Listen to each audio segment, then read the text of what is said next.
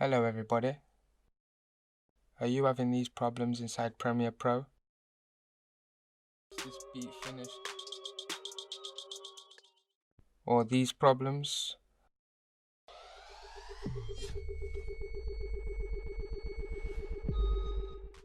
In this video, I'm going to show you how I fixed them. I tried time interpolation, it didn't work for me. It sent the clips out of sync. So as we can see, this clip's 60 FPS. And this clip's 24.11.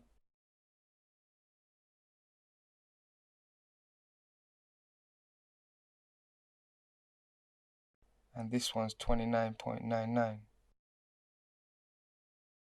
So as you can see, there's 3 different frame rates.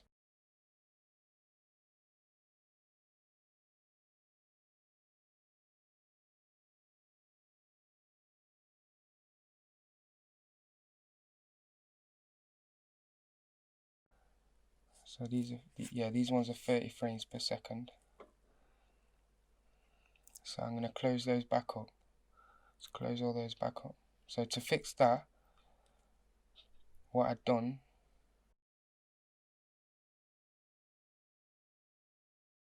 so I lock all the screen, all the video tracks, and I lock them in.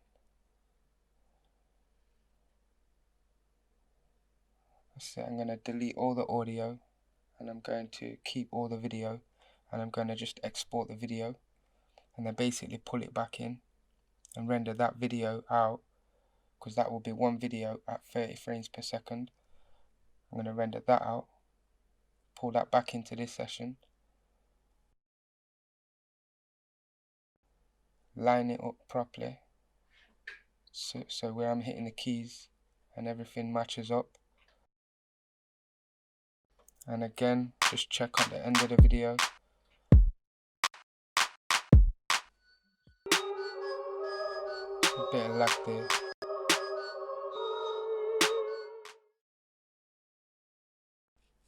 So I had to line those bits back. I had to line all those clips up with the sound as I was hitting the keys. So now this time I'm going to do the opposite. I'm going to delete all the video, but just keep the audio. And then I'm going to render this audio and this video together, because this video now is all 30 FPS, the whole thing.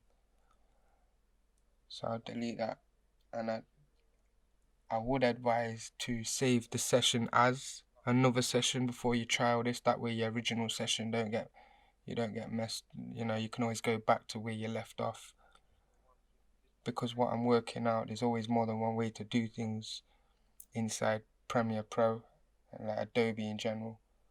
Yeah, even when it comes to fixing problems and stuff. Yeah, so what I was gonna do was just render the track with the variation of frame rates on its own, and then just pull that back in over the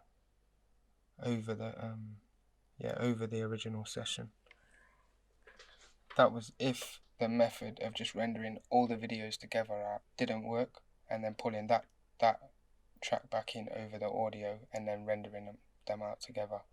So that's how I got around that. It was just deleting the audio, because I was having problems with the audio. And if that didn't work, then I was going to come back and just, like I said, go to the track with the different variations on. But you know, my first method worked, so that was good.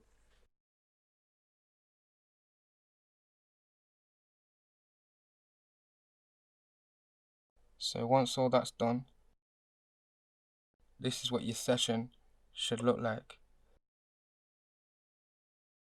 So you've got your rendered video, which is the one that you rendered out on a single track, just the visuals. And if you have a look, the whole thing is 30 FPS now, and there's no more glitching, you know. So that's the ending of the video. I hope you enjoyed watching. Thanks for watching. Don't forget to drop a thumbs up if it helped you out.